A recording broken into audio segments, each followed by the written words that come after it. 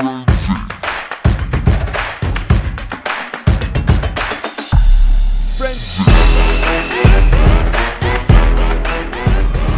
original Friday Frenzy, presented by Pepsi, starts now.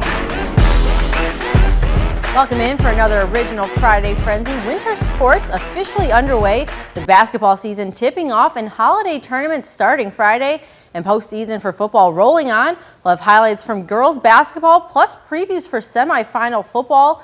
Plus we'll unveil our newest WA&D Athlete of the Week. And Mark Tupper is here to talk Illinois football in their game against Wisconsin on Saturday. But first, we're going to begin on the hardwood with girls basketball. We start in Taylorville for the 31st annual Thanksgiving holiday tournament. Game 1 between Mount Zion and Jacksonville tonight. Braves feed under the net to Ava Anderson. She takes the contact and goes up strong to kiss it off the glass for the three-point play.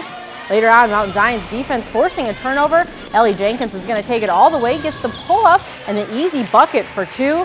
Jacksonville looking for some offense. Malin Cameron gets the deep range two to fall, but this one was all Mount Zion. They're going to take it 54-27. In the home team, Taylorville hosting Hillsboro for the nightcap game. Hillsboro, Amaya Greenwood drives to the basket. She's going to get the layup to fall for 2 points. Later on, Hilltoppers with the rebound. Greenwood going to get the ball at half court. She's going to drive again and go up strong for the three-point play.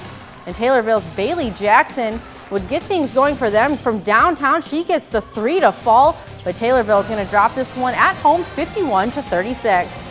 The other game out in Taylorville, Civic Memorial in Rochester, the Rockets drop this one 50-24. Out in Pana, Lincoln taking on Brownstown. The Rail Splitters' Emma Hutchinson is going to find Maya Clark, and she gets the jumper to fall for 2 points. Lincoln would go up 14-9. Later on, the Bombers with the lead. Danica Ramsey from beyond the arc. She lets it fly, and it would be good for 3 points here from the corner. The Brownstown tonight, it was Denia Haslett. She would get the three to drop, and they would go on to win this one 49-28.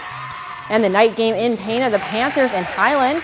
First quarter feed to Chloe Gould in the corner. She's going to put it up. Nothing but net. Highland up 5-0. The Panthers looking to get something going. Brooke Cox gets the rebound, and she's going to get the putback to have the basket count and one on the foul play here. Highland was using the deep ball, though, on Friday. Gould to Ari Nani. She's going to get to the corner and put up the long jumper. It's good for 2 points. Highland's going to go on to win this one 56-26. And the matchups are set for semifinal high school football playoffs. 5 area teams will take the field Saturday in 3 different games for a chance to reach the state championship.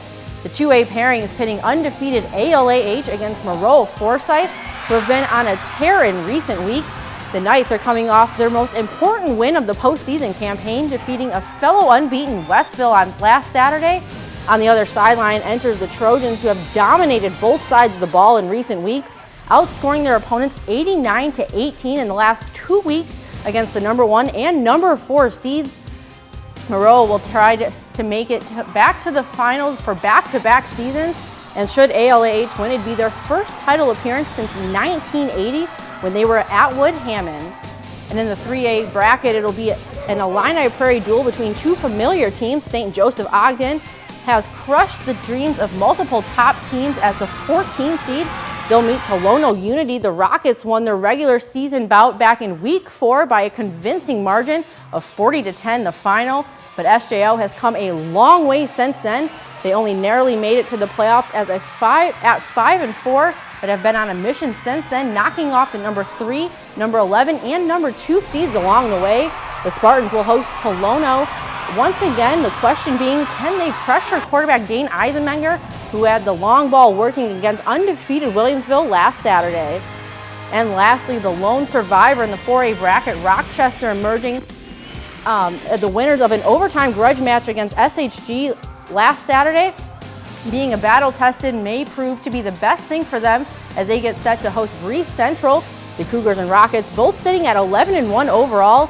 Breeze's lone loss to Mount Zion, a team Rochester beat back in week 2. Expect a shootout at the Rockets Booster Stadium Saturday night. Both these teams averaging more than 40 points per game in the playoffs. Better buckle up for a wild one if you're going to be at that game Saturday night. And in just a few short minutes, we'll reveal our WA&D Athlete of the Week. Belief is a powerful thing, and thanks to leadership on our selection, he's got his team believing they have the right ingredients for a state championship, and this addition is to his cooking recipes.